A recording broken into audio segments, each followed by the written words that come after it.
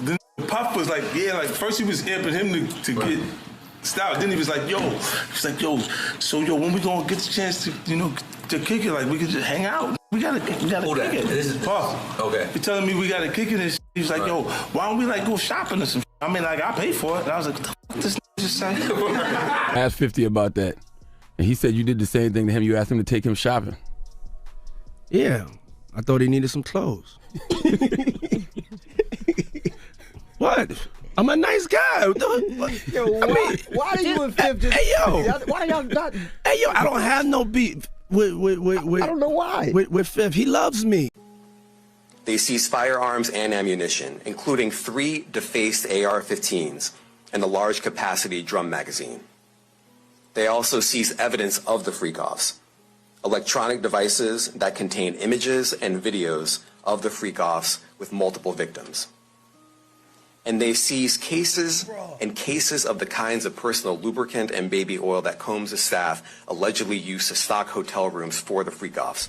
More than 1,000 bottles altogether. So tell us what's going on with this. We understand rapper 50 Cent has been shopping this around. You know what? I think a lot of people thought that 50 was just trolling. And No, this optional today, I didn't talk to her. No. Is Diddy gonna go to jail? What do you think? I think he's in trouble. Can't wait. I can't wait for everybody to find out what's really been going on in the background. Girl, you won't believe what just went down between Diddy and 50.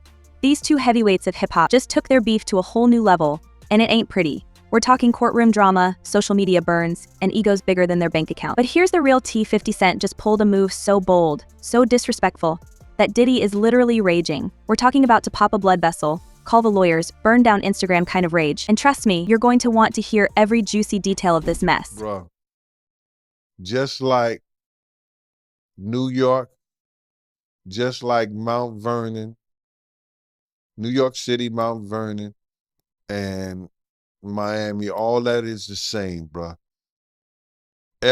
Nobody wants to be near him. Nobody wants to touch what he touched, be where he at. You understand? It's crazy, bruh, how his fall from grace, which was never from grace, it's just like the devil just kicked him out of hell, because he was never in nothing graceful and did anything graceful. You know what I'm saying? I don't care what you say about, okay, he did the music, he had the bad boy legacy and everything like that, man. But,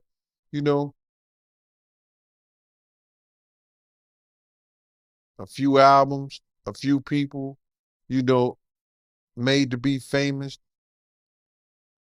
but they not here to tell their story. Black Rob, Biggie, Craig Mack. They not here to tell their story, bro. And now you got everybody telling his story. Yeah, and I know 50, he did a recent interview with US Weekly saying that the reason why rappers are quiet about, Diddy's situation is because they've been to his parties and they don't know what got caught on tape. Bro, those people who was caught at Diddy party did not know that he had 250 tape recorders in that house. That's a big house. But he had 250 tape recorders in that house that they took, that the feds found. So now with them finding all that and you being at a Diddy party, you may have done something that was caught on one of those tapes. You just better pray to God that they don't recognize you. Those people who know that they did something, no, they're not going to speak out. They're not going to say nothing. What part of the game is that? They are not going to come forward and tell on themselves. Nah, not at all. Ice Cube, he said it himself, bro.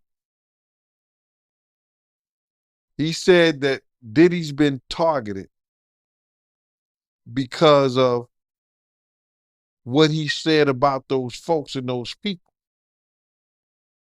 Now, the people who was on those tapes may feel like Diddy might be targeting them. Because if he's asked about who is this, who is that, and he's under oath with the federal government, he got to tell them. He's not going to plead the fifth. Yeah, I know that got to be a terrible feeling, man. You know you did something wrong at Diddy party, and you hoping and praying that it's not caught on tape. But they don't think they did nothing wrong. That's their lifestyle. That's their lifestyle, bro. I ask guys all the time, if two men lay down, how many homos get up? What you mean? I mean what I mean. It's what it is. Girl, let me tell you about what went down in that courtroom. It was like watching a reality TV show, but with way more drama and real-life consequences. Picture this Diddy strutting into court like he owns the place, all designer suits and swagger. He's thinking he's untouchable, like the king of hip-hop about to sit on his throne. But honey, 50 had other plans and he was about to turn this whole thing upside down. So there's Diddy, all smug and confident, probably thinking this is just another day in the life of a music mogul. But 50, he's been waiting for this moment. He's got that look in his eye, like a cat about to pounce on an unsuspecting mouse, and pounce he did. Chilly 50 starts pulling out receipts that got everybody's jaws on the floor. We're talking documents, texts, emails, the kind of dirt that makes you want to delete your entire internet history. Now, the judge is trying to keep it professional, but even she can't believe what she's hearing. Her eyes are getting wider with every piece of evidence 50's team present. It's like watching someone try to keep a straight face while their friend is telling them the most scandalous gossip. You know she's dying to react, but she's got to keep that poker face on. Start with Diddy. I mean, and where do we even begin? He has been named in 6 lawsuits. 4 of those filed so far are male accusers. And I was reading the details on the TMZ website, and wow, it's really graphic. Yeah, no, you're exactly right, Shannon, and I'll be careful explaining these things. But he's facing so many. I mean, it seems like an endless amount of fights on an endless amount of fronts right now. And these are civil lawsuits, obviously, so these are not criminal charges. But he's sitting in a jail cell in Brooklyn right now on criminal charges and facing life in prison if convicted. These lawsuits are from an attorney named Tony Busby. He's been involved in a lot of big cases in the past. Deshaun Watson, Chris Brown, Travis Scott. So he knows his way around a big case. He represents these 4 men and you know, men now, but in one case, a 16-year-old boy who says in 1998, when he was a teenager, he went to a Diddy, a white party. He was invited. He found himself in an occasion to be alone with Diddy, he says, and he claims that Diddy basically, you know, made him drop his pants and Diddy touched him and essentially called it a rite of passage to become a star in the music industry. And then it just seemingly gets worse from there. I mean, allegations of sexual assault, you know, ranging from 1998 to October of 2021, and these men, you know, in many cases have a similar story. You know, one guy says, hey, 2008, I find myself, he said, I worked for Echo, the clothing line, and Diddy had Sean John, and he said, we were at the Macy's stockroom, the flagship store in Manhattan, and he says that he was pistol whipped by somebody who was with Diddy, and then that he was sexually assaulted and raped, and it's really, really ugly stuff. Diddy, for his part, last night came out, Shannon, and said, I never sexually assaulted anybody, man or woman, child or adult. But, I mean, either he's the most targeted person in the world or perhaps there's something to these allegations. He hasn't been convicted of anything at this point, for whatever that's worth. Yeah, we'll have to see what happens. We know that there could be more victims on the way. That you mentioned Texas attorney. I think there will be. Yeah, Tony Busby, who says there will be more. Of course, as you mentioned, Diddy is denying. The tension in that room is so thick you could cut it with a knife. People are shifting in their seats. Lawyers are whispering to each other. And Diddy, well, he's starting to look like maybe that throne ain't so comfortable after all. His swagger's fading faster than a one-hit wonder's career. But here's where it gets real, honey. 50 drops a bombshell that leaves Diddy looking like a deer in headlights. We're talking eyes wide, mouth open, probably wishing he could disappear right then and there. It's the kind of revelation that makes you go, oh no, he didn't, but oh yes, he did.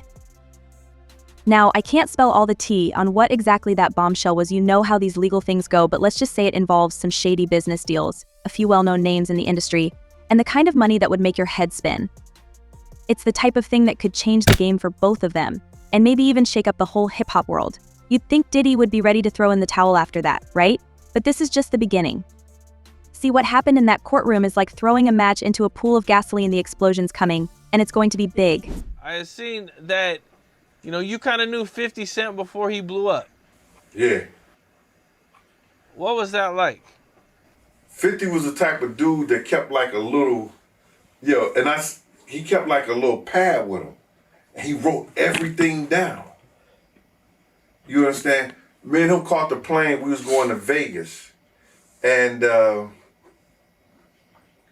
I gave him my card.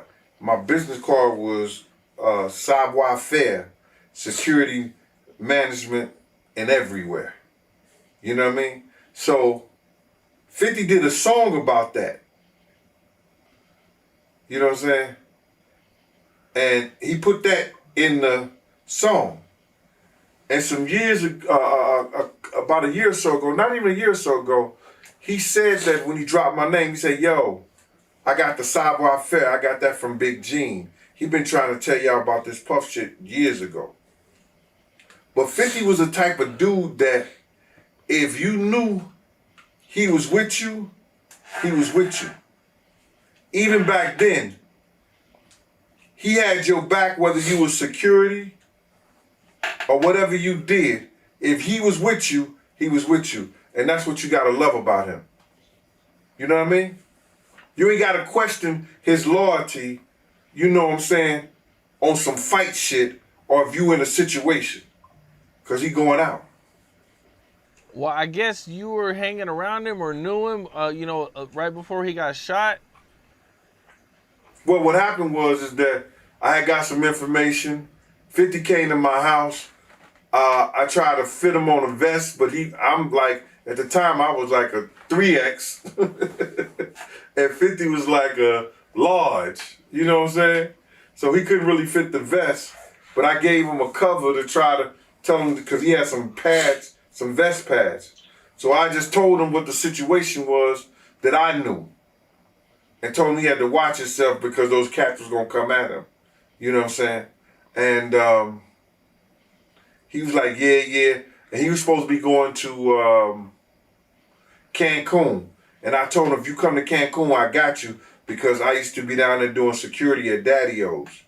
You understand? And I had people down there that I had knew that was from Puerto Rico, and they was working down there, so they should make sure when I hit the island, anything and everything I needed, I could get it right there on the island. You understand? They work directly with the syndicate. So 50 was supposed to come down there to do a show, and he didn't make it because they had shot him up. I don't know if he was coming in the first place, but he was supposed to, because he was paid half the money to come down there to perform How to Rob an Industry Cat.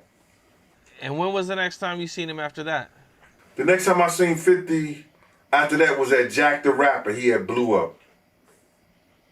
He had blew up, man. He was like, he was this dude and everything like that. And I was sitting in we was in Puerto Rico, and I was sitting by myself, just chilling, and he had his whole entourage with him. He came directly over to me. He like, yo, Gene. I was like, yo, what up, Fit? I said, what up, 50? He said, what's up, man? He said, yo, put his hand out to me, and he grabbed my hand. He said, yo, they can't stop what God got planned. Went on about his business. And then he blew up crazy. Crazy, man. That explosion? It hit social media like a tsunami. 50 Cent took to Instagram with the kind of shade that had everyone's thumbs working overtime. But here's the real question, how far would he go to take Diddy down? Girl, let me tell you, 50 was not playing around. He turned his Instagram into a war zone, and Diddy was the target. We're talking posts that had people's jaws on the floor and their phones blowing up with notifications. 50 was dropping bombs left and right, and the internet was here for all of it. Now, you know 50's got away with words, but this time he took it to a whole new level. He started posting these memes that were so savage you'd think he had a team of professional roasters working around the clock. 1 minute it's a Photoshop picture of Diddy looking all kinds of foolish, and the next it's a video clip with some real shady captions. The man was relentless. But it wasn't just fun and games. 50 started dropping screenshots that had people questioning everything they thought they knew about Diddy. We're talking receipts, honey, the kind that make you go, oh, he kept the receipts. It was like watching a real-time expose. And everyone was glued to their screens. How do you feel about 50 going so hard at Diddy with the documentaries? And, Man, what did he do to 50 that made him hate him so much, man? That's crazy. Well, I think it's just, you got to look at it like this. 50 was writing a lot of shit that made a lot of money for Diddy. And he knew back then in the day, he didn't know what he know now, but Diddy was robbing him. You understand? Mm-hmm. Bringing those kids in, say, yo, here, write this verse for me, man, for this, stuff like that, and giving them $5,000, you understand? Or $10,000, and you making $100,000 or $200,000 or maybe $2 million off of it, or $1 million, whatever the case may be. See, people call that good business. That's not good business. That's taking a person's talent, using it for your own self-indulgence, and not giving him what it's worth. When you could have been teaching these kids, you could have been helping these kids, and maybe these kids would have been helping you at the point you are right now. So, if that's the case, he have every right. But 50 is doing this for the culture. You understand? If it's going to be told, he going to have it, and it's going to be told the right way. Yeah, man. And 50, he go hard on Diddy, man. It's constant on his Instagram. It's kind of, it's pretty entertaining to see him be so passionate about his hate for Diddy. Listen, how many of your enemies you love? The streets were buzzing, saying 50 had absolutely no chill. People were wondering if he'd gone too far, but that didn't stop them from hitting that refresh button like their lives depended on it. Every new post was like another episode in this real-life hip-hop drama, and nobody wanted to miss a single second. Diddy's reputation? It was hanging by a thread with every post, every meme, every screenshot. It was like watching his carefully crafted image crumble in real time. The fans were split, some were living for the drama, while others were shaking their heads, wondering if this was the end of an era. But here's the thing, 50 wasn't just throwing random punches. No, he was calculated, strategic. He knew exactly where to hit to make it hurt the most. It was like watching a chess master, except instead of chess pieces, he was moving social media posts. And Diddy? Well, he was looking more and more like he was in checkmate. Then, just when everyone thought it couldn't get any wilder, 50 dropped a post that sent shockwaves through the entire industry. We're talking a revelation so big, so scandalous, that it went viral faster than you can say get rich or die trying. Phones were lighting up, group chats were exploding, and you could practically hear the collective gasp across the internet. This post? It wasn't just about clowning Diddy anymore, it was about exposing something that could change the game. I'm talking industry secrets, behind-the-scenes deals, the kind of stuff that could make or break careers. 50 had just pulled back the curtain on the whole damn industry, and everyone was scrambling to pick a side. Cause he don't give none of them about none of them boys. He don't give a about Louisiana. Cause I tell you one thing, the second that Curtis got down there, right before me and my son were separated from each other, we went home for a visit. And the fishing hole that we went to, where fish are normally jumping, all of a sudden died. There was nothing out there. You could smell the poison in the water, which of course would irrigation, which of course would bring storms around. You gotta like multimillionaires when they start creating tragedies to pretend to be heroes for. Why did Curtis Jackson lie to everybody? Why doesn't Curtis Jackson tell people that he has a house in Carrollton, and he's had a house in Carrollton for over 7 years? That he comes down here, getting a lay of the land, hiring private investigators to follow people around.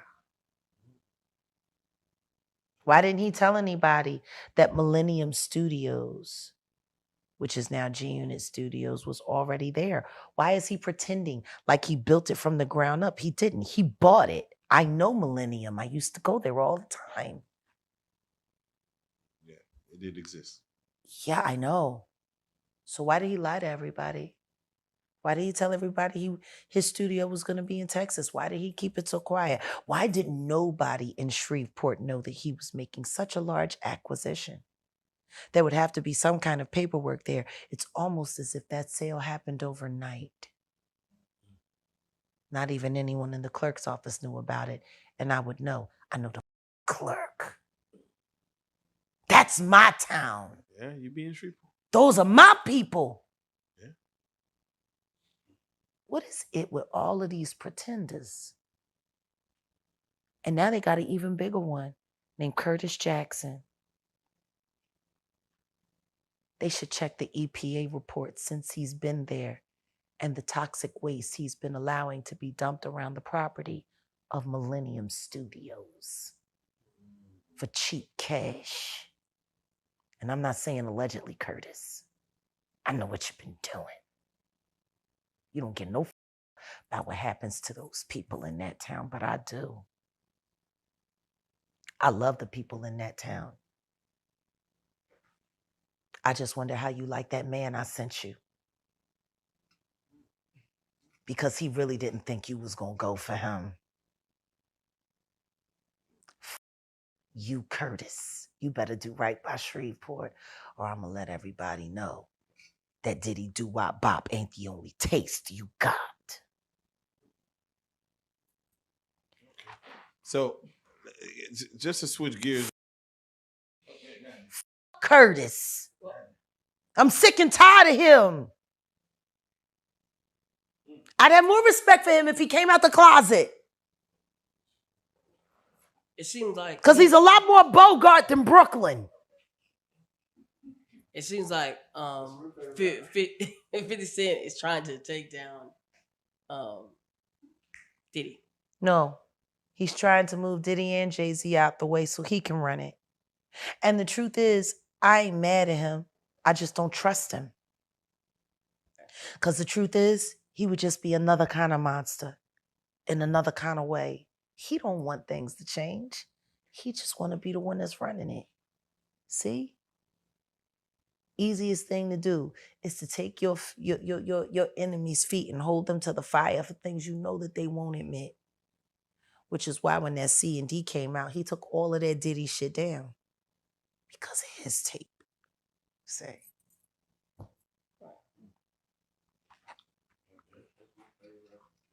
I just wish, listen to me, make you no mistake about it. 50 is pure hip hop, pure MC. And he'll just like Mike Tyson. Does every time Mike Tyson stuck his makes him any less the killer that he is in the ring? See, and I think that's the problem that people don't understand when it comes to this hypersexuality in hip hop and masculinity.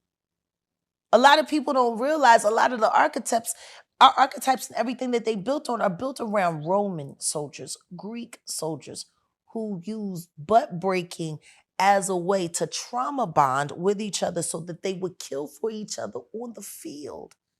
You got to think about it. Real soldiers back in those days, they didn't spend a lot of time around women. Women were something that happened or something that you did to have babies with. But most of your time was spent with the men in the field. Y'all saw the movie. Did anybody see Brokeback Mountain? Now, you'd think Diddy would be shaking in his designer boots, right? Wrong? The streets are whispering about a side of Diddy we've never seen before.